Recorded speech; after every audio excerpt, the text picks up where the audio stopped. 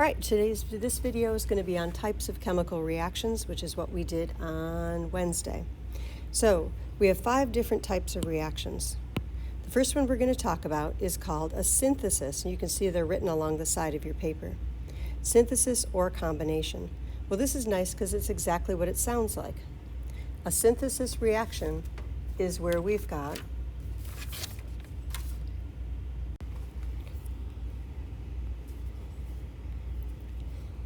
this combines 2 or more reactants into a single product. The general pattern you're going to look for is you've got 2 small elements or compounds, and they're coming together into one product. So we have 2 or more on the reactant side, and it's going to come together to form one product. Examples of this where you've got calcium and chlorine, they come together to form calcium chloride. So 2 reactants, 1 product. If we had magnesium and oxygen, those 2 reactants would come together to form magnesium oxide. The next type of reaction is decomposition. Decomposition is exactly what it sounds like. When something decomposes, it breaks down or decomposes. A single reactant turns into multiple products. So the general pattern is A plus B will yield A and B. So we've got 1 reactant is going to yield many products. Can be 2 or more. AB will always be a compound, and then A and B, like it said, may be single elements or just smaller compounds. Here's 2 examples. We've got 1 reactant breaking down to form 2 products.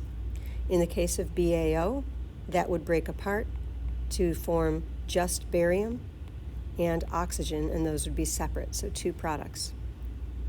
The next one is combustion. Combustion just means to burn something. In order to burn something, you have to have 2 things. You have to have fuel, and you have to have oxygen. So oxygen will always be a reactant.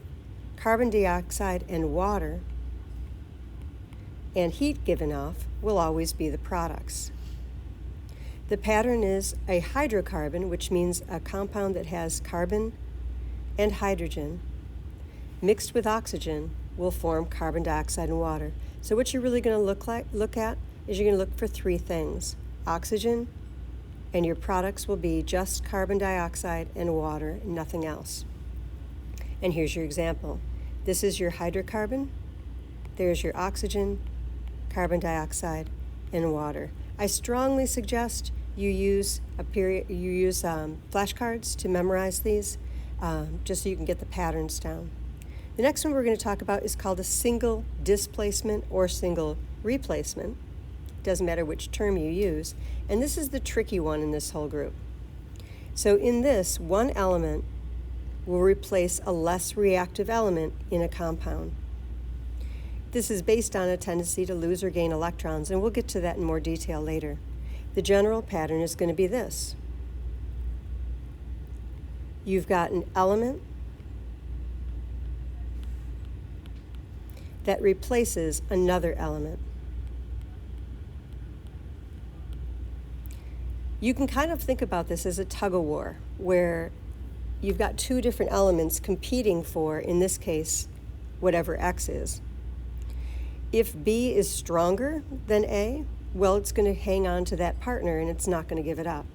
If A is stronger than B, then it's going to kick B out. B goes off by itself, and A will combine with whatever X is. Let's take a look at this.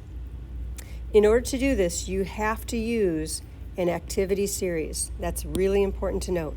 Whenever you have a single replacement, you're going to need this activity series, which we handed out in class. This is a small example of the activity series. The things to point out in this is it's going from most active. So on your sheet, we drew a big arrow that gets smaller because the ones on the top are stronger than the ones on the bottom. So anything listed on the top is very, very strong. It's going to pull things away from anything that's below it. So let's take a look at this first one. We've got zinc, and we have to see what it's going to compete with. In order to compete, the elements have to be on the same list. You'll see this is a list of metals. This is a list of nonmetals. And this says this actually on the list we handed out. So we've got two different types of lists. I'm going to look here and I'm going to find zinc. There's zinc. I'm going to just circle the symbol for zinc. And now I'm going to look to see which of these two is on the same list as zinc. So I start from the top and I go down and I see copper. I don't see chlorine on this list. So these two are the ones that are going to compete with each other. Now I'm going to look to see, here's zinc, here's copper. Zinc is stronger. It's on the list higher than the other. So zinc will outcompete the copper. Copper gets kicked out, zinc has a new partner, and there's my compound. Let's go ahead, let me just erase these. And let's take a look at the other example. So I've got chlorine, and that's going to compete with either sodium or bromine. So I'm going to look to see, do I see chlorine? Well, I'm checking this list. I don't see it, I don't see it, I don't see it. I check this list, and there it is. There's chlorine. Now, I'm also going to check that same list to see which one of these two, sodium or bromine, is on the same list. Oop, there's bromine. Chlorine is stronger. It's higher than on the list. So it's going to compete with bromine. These two are the ones competing. It's going to be stronger, so it's going to grab the sodium. Bromine gets kicked out by itself, and now sodium's got a new partner. Let's take a look at some other examples on the other page. It says, predict the products that will result when these reactants combine and write a balanced equation. We're not going to worry about subscripts, so we're not going to be balancing these equations. The first thing is gold. If you look on your reactivity table, then you won't see gold. I'm going to go ahead and add a reactivity table so we can just look at this. All right, so let's go ahead and do this first one. So I'm going to look at my element. The element is Au, which if you look on your periodic table means gold. So go back to my problem. If it's not on the list, it will not compete, and you're going to write down no reaction. Let's do the next one. We've got zinc, and I have to find out what zinc's going to compete. Now I'm going to go through and I'm going to see, is it going to compete with hydrogen? And I don't know what is SO4, but that's a polyatomic ion. Those are going to stay together. I'm going to look to see what is on the list with the zinc. So zinc is going to steal its partner. So we're going to end up with hydrogen all by itself, and the zinc is going to combine with this SO4. I'm going to do the next one. Chlorine is my element. Bromine is also on that list. So chlorine is going to steal its partner. Bromine gets left by itself, and now I've got the magnesium combined with the chlorine. Again, we're not going to worry about subscripts. We also don't worry about writing any of this stuff here. Let's check out magnesium. Magnesium, we have to go back over here, and I'm going to find what else is on the list. There's nothing on the list that's going to look like this. They're all elements, which means I'm going to look for calcium. It's going to hang on to its partner more. So magnesium cannot kick calcium out, so we're going to have no reaction. Now we have iron. Again, I'm going to go competes with. Well, it's not going to compete with this. That's not on any of the lists, so it must be competing with the copper. So it's going to compete and it's going to switch partners. Copper gets left by itself, and the iron is going to combine with the SO4. All right, let's try the next one. We've got bromine. So again, there's chlorine. it's not going to give up its partner, so there's going to be no reaction. Last one to try, magnesium. And now I'm going to look to see what else it competes with. Well, chlorine is on that other list, so it must be that it's going to compete with aluminum, which means it's going to steal the partner. Aluminum is going to be left by itself, and now magnesium has a new partner. So I'm going to pause the video here. I want you to go ahead and try these by yourself, and then I'll show you the answers.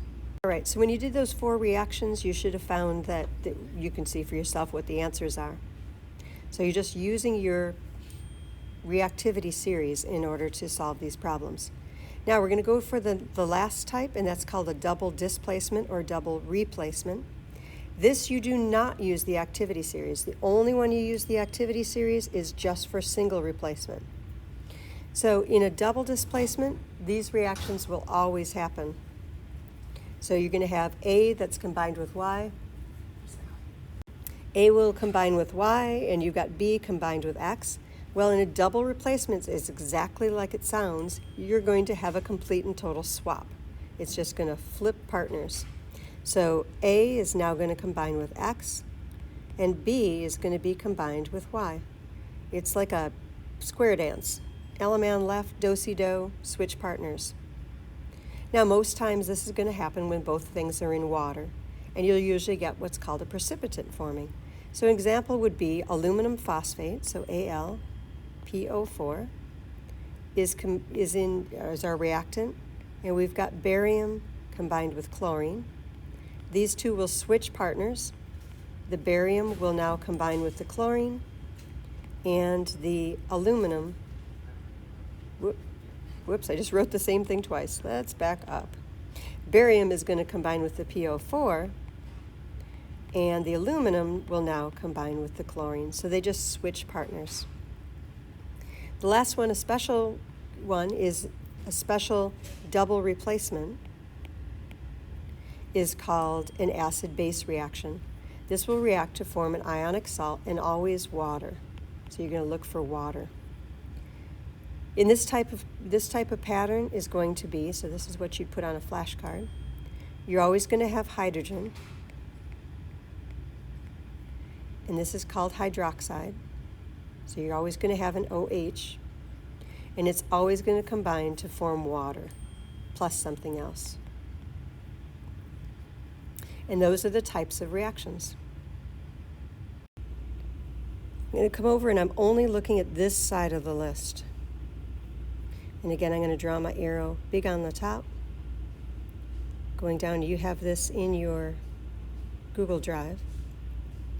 And this one here, I'm also going to draw my arrow bigger at the top and going down.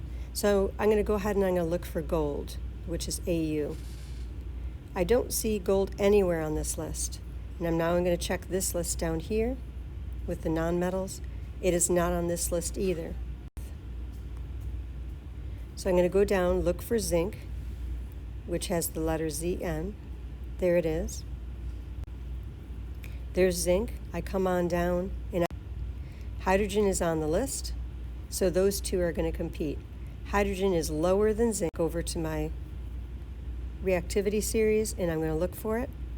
I don't see chlorine listed in the metals. Go down here. Here's chlorine. The symbol is Cl. So I'm going to go back and see what else is on the same list as C. Br. Bromine is under chlorine, so it's weaker on the list. I'm going to start with this metal. So there it is. Magnesium is Mg. Start at the top. Here's calcium. Calcium is above magnesium, so calcium is stronger. My list. And I'm going to find iron. There it is, Fe. And again, you're going to need your periodic table to look these elements up to see what the symbols are. It is very helpful to go ahead and just write in the symbols for all of these as I'm doing one at a time. You could just grab your periodic table and just write all the symbols down. So I have I'm going to come on over here, find copper. There it is, Cu. Copper is under iron, so iron's stronger. My list, look for bromine. Going down, down, down, down, down, down, down. No bromine. Whoops, didn't want to make that mark. No bromine on that list, so I'm going to check out the other list. Oop, there it is. There's bromine. So now I'm going to see what else is on the list that it will compete with. Chlorine is above bromine, so chlorine is stronger. List. There's magnesium. We've already written that one down. So now let's find aluminum. I start at the top and I go down. Whoop, there it is. It's just below magnesium. Magnesium's above aluminum, so it's stronger. Iron, and now I'm going to look to see